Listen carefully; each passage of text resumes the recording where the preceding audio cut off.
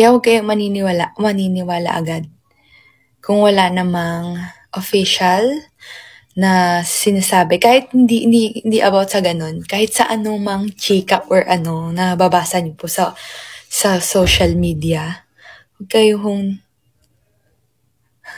wag ho kayong naniniwala.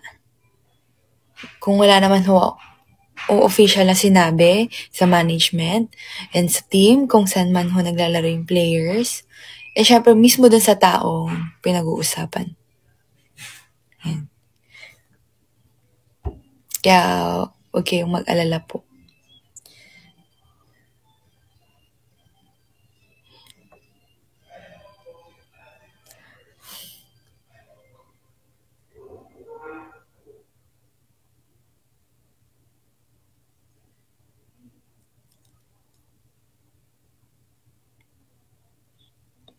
Last 13 minutes, guys.